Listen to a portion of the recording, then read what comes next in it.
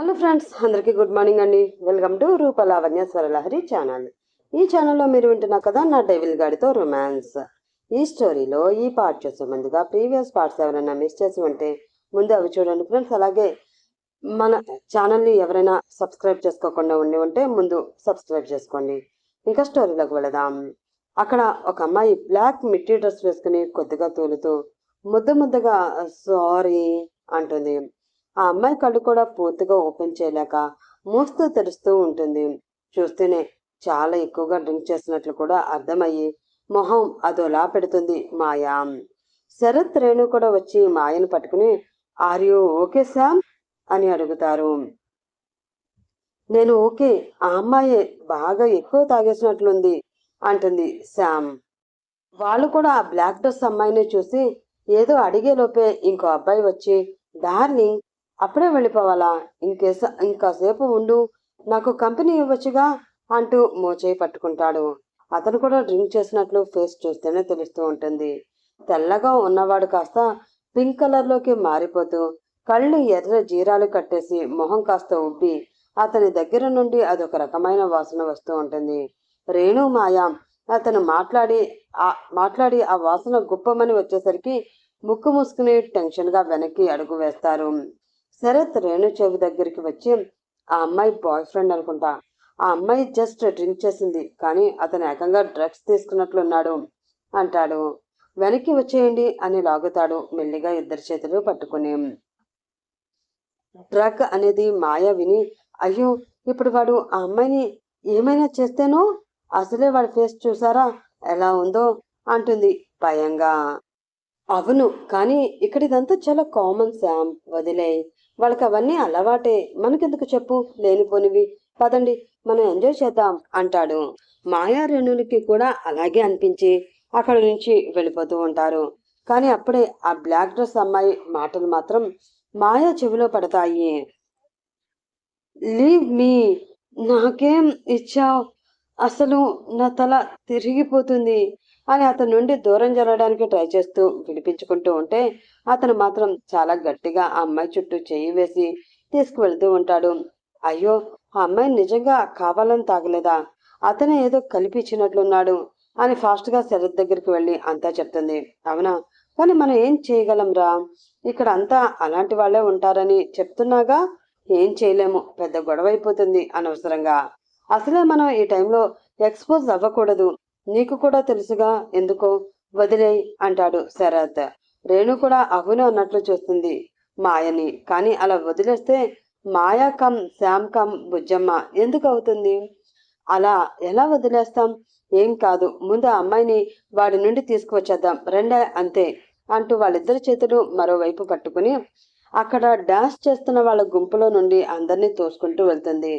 వీళ్ళు వెళ్లేసరికి వాడు ఆ అమ్మాయిని ఎవరూ లేని ప్లేస్కి తీసుకువెళ్ళి గోడకి లాక్ చేసి షోల్డర్ దగ్గర డ్రెస్ పక్కకి జరిపి ఓపెన్ మౌత్ కిసెస్ చేస్తూ బాడీ అంతా తడిమేస్తూ ఉంటాడు.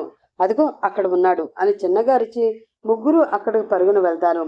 పాపం అంతమంతులో కూడా ఆ అమ్మాయి హే ప్లీజ్ లీవ్ మీ అని అరుస్తూ తోస్తూనే ఉంటుంది. మాయకి రేణుకి ఆ అమ్మాయిని అలా చూడగానే చాలా బాధగా అనిపిస్తుంది.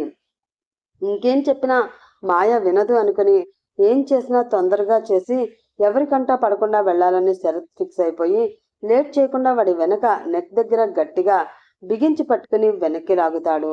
ఈలోపు మాయా రేణు ఆ అమ్మాయిని మెల్లిగా సాయం పట్టి బ్యాక్ సైడ్ నుండి ఎవరు చూడకుండా తీసుకువెళ్ళిపోతారు. శరత్ పట్టుకుని లాగేసరికి hey who the hell are you man, leave me, I said leave me అని గట్టిగా అరుస్తుంటే కొంచెం దూరంలో ఎవరూ లేని ప్లేస్లో సోఫా కనిపిస్తే గబుక్కున అందులోకి తోసి శరత్ కూడా అక్కడ నుంచి జంప్ అయిపోతాడు.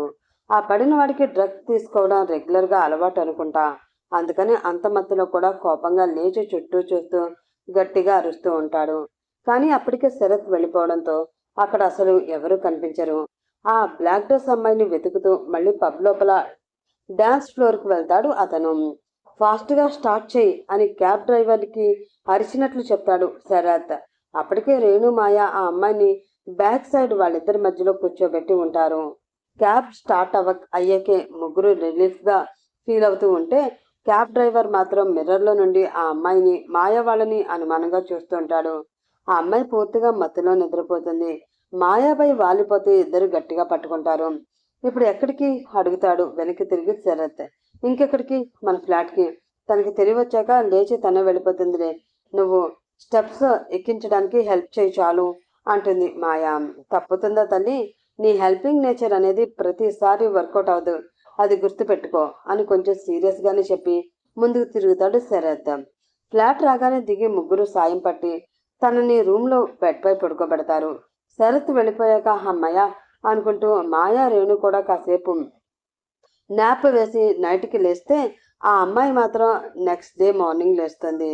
ఆ అమ్మాయి లేవగానే ఎదురుగా మాయా స్టూడియోకి రెడీ అవుతూ కనిపిస్తుంది. తను ఎక్కడుందో అర్థం కాక టెన్షన్తో ఒక్కసారిగా లేచి కూర్చుంటే మాయా చూసి కూల్, మీరు సేఫ్ ప్లేస్లోనే ఉన్నారు అని నవ్వి దగ్గరికి వస్తుంది. నేను ఎక్కడున్నాను, మీరెవరు అని తల పట్టుకుని అడుగుతుంది ఆ అమ్మాయి. నిన్న మీరు పబ్లో చాలా ఎక్కువ డ్రింక్ చేసినట్లు కనిపించారు. చూసుకోకుండా నాకు డాష్ కూడా ఇచ్చారు. అప్పుడే సడన్గా ఎవరో కథను వచ్చి మిమ్మల్ని పట్టుకొని అంటూ ఏం జరిగిందో చెప్తుంది మాయా. ఓ షిట్ అని అరిచి థ్యాంక్ యూ సో మచ్. మీరు కనుక నన్ను సేవ్ చేసి ఉండకపోయి ఉంటే వాడు నన్ను అని చెప్పడం కూడా కష్టంగా అనిపించి బాధపడుతూ ఆగిపోతుంది. ఇట్స్ ఓకే, ఏం కాలేదు కదా, వదిలేసేయండి. మీ పేరు? నేను రియా అని నవ్వుతుంది చిన్నగా. ఓకే, నేను మాయా, తను నా ఫ్రెండ్ రేణు అని కిచెన్లో కనిపిస్తున్న రేణుని చూపించి చెప్పి వెళ్ళి ఫ్రెష్ అవ్వండి, నాది న్యూ డ్రెస్ ఉంది ఇస్తాను అని కబోర్డ్లో ఉన్న టవల్ న్యూ డ్రెస్ తెచ్చి ఇస్తుంది మాయా. మళ్ళీ థ్యాంక్స్ చెప్పి అవి పట్టుకుని వెళ్ళి ఫ్రెష్ అయి వస్తుంది రియా. ఈ లోపు రేణు కూడా వస్తే ముగ్గురు లైట్గా టిఫిన్ చేస్తారు. మాటల్లో ముందు రోజు పబ్లో వాడు తనకి డ్రింక్లో ఏదో కలిపి ఇచ్చాడు అని, అసలు వాడు తను లాస్ట్ 6 months నుండి రిలేషన్లో ఉన్నారని, రీసెంట్గా బ్రేకప్ అయ్యేసరికి ఇలా చేశాడని చెప్తుంది రియా. రేణు మాయ అర్థం చేసుకుని ఓకే అంటారు. కాసేపు మాట్లాడుకున్నాక చాలా చాలా థ్యాంక్స్ అప్పటికి 10వ సారి చెప్తుంది. మాయా నవ్వుతూ ఎన్నిసార్లు చెప్తావు, ఇట్స్ ఓకే, మీ వాళ్ళకి కాల్ చేస్తావా, వచ్చి తీసుకువెళ్తారేమో అంటుంది. మా బావ డిఎస్పి, నాకు తనే క్లోజ్, నాకు తనకి మ్యారేజ్ కూడా ఫిక్స్ అయ్యింది, తనకి కాల్ చేస్తాను అంటుంది. డిఎస్పినా అని మాయా రేణు షాక్ అయితే అవును, డిఎస్పి అజిత్ రెడ్డి అంటుంది రియా. కానీ కానీ దేవి అని మాయ అనేలోపే రేణు టక్కున చెయ్యి పట్టుకుని ఆపేసి హో అవునా అంటుంది. అవును, నాకు బ్రేకప్ అయ్యాక మా అన్నయ్యే అడిగాడు, బావతో నీకు మ్యారేజ్ అనుకుంటున్నాం, నీకు ఓకేనా అని. మా బావకి అసలు అమ్మాయిలంటేనే పడదు, ఇప్పటి వరకు ఒక్క గర్ల్ ఫ్రెండ్ కూడా లేదంటే నమ్ముతారా అసలు అంటుంది స్పూన్తో టిఫిన్ తింటూ. ఎందుకు నమ్ముతాం, ఇద్దరు ఒకేసారి అనేసరికి రియా వెరైటీగా చూస్తుంది వారిద్దరిని. అదే మేము కూడా మీ బావ గురించి విన్నాం, పైగా మేము వర్క్ చేస్తున్నది మీ బావ ఆఫీస్లోనే, చాలాసార్లు చూసాం, అందుకే నాకు తెలుసు అని కవర్ చేస్తుంది రేణు. మాయా మాత్రం డెవిల్తో రియాకి పెళ్ళి అన్న మాట దగ్గర ఆగిపోతుంది. ఇప్పటి వరకు తనకి ఈ విషయం ఎలా తెలియలేదా అని ఆలోచిస్తూ ఉండిపోతుంది. ఓకే అయితే ఇంకేం, నేను కూడా మీతో పాటే మీ ఆఫీస్కి వచ్చేస్తాను, అక్కడ నుండి మా బావతో కలిసి వెళ్ళిపోతా, సింపుల్ భుజాలు ఎగరవేస్తూ నవ్వుతూ అంటుంది రియా. కానీ మీ బావ రోజు ఆఫీస్కి రారు, ఏదైనా వర్క్ ఉంటేనే వస్తారు, నిన్నే వచ్చి వెళ్ళారు కాబట్టి మళ్ళీ రోజు రాకపోవచ్చు, better you take a cab అంటూనే మాయా వైపు చూస్తుంది రేణు. ఓకే, నేను అలా అయితే బావకి కాల్ చేసి డైరెక్ట్గా స్టేషన్కే వెళ్తాను, ఆ రోగ్ నాతో అలా మిస్బిహేవ్ చేశాడు, వాడిని వదిలేదే లేదు, బావకి చెప్తే వాడికి చావు కంటే పెద్ద పనిష్మెంట్ ఇస్తాడు అంటుంది కోపంగా. అది ముందు రోజు తనపై వాడి చేసిన పనికి అని రేణుకి అర్థమవుతుంది. కానీ అక్కడ మాయా ఆలోచనలు మాత్రం వేరేగా ఉన్నాయి. అప్పటి వరకు డెవిల్ని తన లవ్లో పడేసి చుట్టూ తిప్పుకుని పిచ్చివాడిని చేసి వదిలేయాలి అని అనుకుంటుంది. కానీ ఇప్పుడు రియాతో పెళ్లి అనగానే ఇంకా ఆ డెవిల్ని పడేయడం కష్టం, టైం చాలా తక్కువ ఉంది, దానికి బదులు వాడిని చంపేసి నా పగ తీర్చుకుంటేనే కరెక్ట్ అని డిసైడ్ అవుతుంది. మాయా పద అని భుజం మీద చెయ్యి వేసి గట్టిగా పిలుస్తుంది రేణు. ఆలోచన నుంచి బయటకు వచ్చి ముగ్గురు కిందకి దిగుతారు. రియా వాళ్ళకి మరొకసారి థ్యాంక్స్ చెప్పి మాయా నెంబర్ కూడా తీసుకుని గట్టిగా హక్ చేసుకుని, నిజంగా హార్ట్ఫుల్గా చెప్తున్నా మాయా, నువ్వు కనుక నిన్న డేర్ చేసి హెల్ప్ చేసి చెయ్యకపోయి ఉంటే నా లైఫ్ ఎలా ఉండేదో, నీకు ఎన్నిసార్లు థ్యాంక్స్ చెప్పినా తక్కువే. అక్కడ నా బెస్ట్ ఫ్రెండ్స్ అనుకున్న వాళ్ళు కూడా ఆ టైంలో వాళ్ళు కూడా నన్ను సేవ్ చేయకుండా వదిలేశారు, నేనెవరో తెలియకపోయినా మీరే నన్ను సేవ్ చేశారు, సో మీరే నా బెస్ట్ ఫ్రెండ్స్. ఎవరు ఎలాంటి వాళ్ళో మనకి ప్రాబ్లం వచ్చినప్పుడే తెలుస్తుంది అంటుంది. It's okay, friends to best friends అని మాయ కూడా హక్ చేసుకుని, మీ మ్యారేజ్కి పిలుస్తావు కదూ అంటుంది. తప్పకుండా, నాతో షాపింగ్కి కూడా వచ్చి నువ్వే హెల్ప్ చేయాలి సరేనా అని బాయ్ చెప్పి తను వేరే క్యాబ్లో వెళ్ళిపోతుంది. మాయా రేణు ఆఫీస్కి స్కూటీలో స్టార్ట్ అయితే, ఏంటే ఆ డెవిల్కి రియాకి మ్యారేజ్ అని చెప్తే పెళ్లికి పిలు అంటూ బెస్ట్ ఫ్రెండ్స్ అంటూ కలిసిపోతున్నావు, ఏమైంది? నువ్వే కదా డెవిల్ని లవ్లో పడేయాలి అని ప్లాన్ చేసింది అంటుంది రేణు డ్రైవ్ చేస్తూనే. నిజమే, పడేద్దామనే అనుకున్నా, కానీ చూసావుగా ఆ అమ్మాయి ఎంత కాన్ఫిడెంట్గా తనకి ఆ డెవిల్కి మ్యారేజ్ అని చెప్తుందో. పైగా రియా చెప్పినట్లు ఆ డెవిల్ అసలు అమ్మాయిల వైపే చూసే రకం కాదు. నిన్న ఏదో నా కోసం శరత్ని అరిచినా నా లవ్లో పూర్తిగా పడి పిచ్చోడయ్యే లోపు వీళ్ళ పెళ్లి కూడా అయిపోతుంది. దాని బదులు ఈ అమ్మాయి ఫ్రెండ్షిప్ని అడ్డు పెట్టుకుని పెళ్లి అయ్యేలోపు వాడిని చంపేస్తే నా పగ పూర్తిగా చల్లారిపోతుంది. ఫేస్ అంతా చెర్రీ రెడ్గా అవుతూ ఉంటే కోపంగా అంటుంది మాయా. అది వినగానే సడన్ బ్రేక్ వేసి, వాట్, రోడ్డు మీద ఉన్నారు అన్న విషయం కూడా మర్చిపోయి అరుస్తుంది రేణు. అవునే, మనం దొరకకుండా ప్లాన్ చేద్దాం, మనకి వేరే ఆప్షన్ లేదు, శరత్కి కూడా చెప్పాలి, త్వరగా పద అని గాబరా పెడుతుంది. చంపుతా అంటుంటే బ్రెయిన్ స్ట్రక్ అయ్యి మాయ చెప్పినా వినదు అని తెలుసు కాబట్టి శరత్తో అయినా చెప్పించాలని మళ్ళీ స్కూటీ స్టార్ట్ చేస్తుంది రేణు. శామ్, నీకేమైనా పిచ్చా? చంపడం ఏంటి? అసలు నువ్వు అలా చేయగలవా? ఎవరైనా చిన్న దెబ్బ తగిలి బ్లడ్ కనిపిస్తేనే ఒక్క నిమిషం కూడా ఉండలేవు, పరుగున వెళ్ళిపోతావు. వాళ్ళు ఎవరో తెలియకపోయినా వాళ్ళ నొప్పికి ఏడుస్తూ ఉంటే నీ కంట్లో నీళ్లు కుళాయి తిప్పేస్తావు. అలాంటిది ఇప్పుడు ఒక మనిషిని చంపుతా అంటున్నావా? సీరియస్గా అడుగుతాడు శరత్. నిజమే, నువ్వు చెప్పినవన్నీ నేను చేస్తాను, కానీ అవన్నీ మనుషుల వరకు, మూగ జీవాల వరకు మాత్రమే, డెవిల్కి కాదు. వాడు పెద్ద రాక్షసుడు. ఇక్కడికి వచ్చాక కూడా కనుక్కున్నాం కదా వాడి గురించి. వాడు జాబ్లో ఉన్న ఎన్ని స్కామ్లు చేస్తున్నాడో చెప్పారు కదా, అవన్నీ ఏంటో తర్వాత చెప్పుకుందాం, మర్చిపోయారా? రేణు శరత్ ఇద్దరిని చూస్తూ అడుగుతుంది మాయా. నిజమే, కానీ చంపడం మాత్రం వద్దు శామ్. నువ్విప్పుడు కోపంలో అలా అనుకున్నా ఆ టైం వచ్చేసరికి ఫుల్గా భయపడిపోయి ఈజీగా దొరికిపోతావు అంటాడు. అవును నిజమే, నిన్ననే కదా చూసాం నీ చెయ్యి పట్టుకుని ఎలా లాక్కుపోయాడో. లక్కీగా ఏం చేయలేదు కాబట్టి సరిపోయింది అంటుంది రేణు కూడా ముందు రోజు జరిగింది గుర్తు తెచ్చుకుంటూ. లేదు, మీరు నాకు హెల్ప్ చేస్తారో లేదో చెప్పండి చాలు, నాకు టైం లేదు తెలుసుగా అనేసి అక్కడి నుంచి వెళ్ళిపోయి తన వర్క్లో పడిపోతుంది మాయా. ఇంకా శరత్ రేణు కూడా చేసేది ఏమీ లేక వాళ్ళ అమెరికా జర్నీని కూడా ఇంకొంచెం ముందుకి ప్లాన్ చేసుకోవాలి అని డిసైడ్ అయిపోతారు. మళ్ళీ మాయానే కాకుండా వీడు దొరికినా చాలా ప్రాబ్లం అవుతుంది కాబట్టి.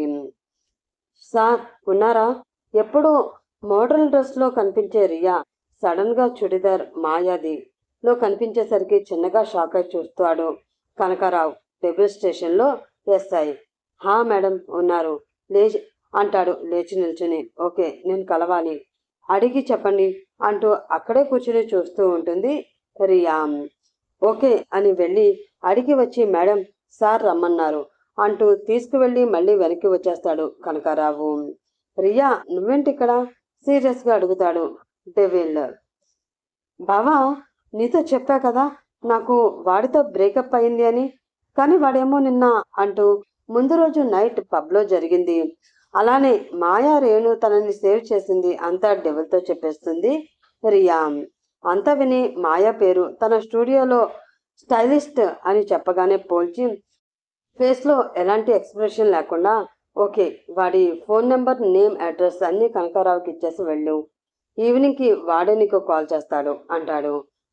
వాడు మళ్ళీ ఏ అమ్మాయిని అలా చేయకూడదు బావా, అలా చేయి వాడికి బుద్ధి వచ్చేలాగా అని అంతకు 2 రోజుల ముందు తన అన్నయ్య కార్తీక్ తనకి అజిత్కి పెళ్ళి అని చెప్పినట్లు గుర్తొచ్చి చెప్పాలా వద్దా అని ఆలోచిస్తుంది. మళ్ళీ తనే వద్దు, మావి చెప్తేనే బెటర్, లేదు అంటే అందరూ నన్నే అంటారు, నా గురించి అయితే తనతో ఎప్పుడూ షేర్ చేసుకుంటా కాబట్టి నాకే ప్రాబ్లం లేదు అనుకుని, సరే బాబా థ్యాంక్ యూ బాయ్ అనేసి వెళ్ళిపోతుంది రియా. రియా వెళ్ళిన డెవిల్ మళ్ళీ మాయా గురించి ఆలోచిస్తూ ఉంటాడు. మళ్ళీ వెంటనే నేనెందుకు తన గురించి ఆలోచిస్తున్నా, అయినా పోనీలే, ఆ అమ్మాయికి తిక్కే కానీ మంచిదానిలాగానే ఉంది కొంచెం.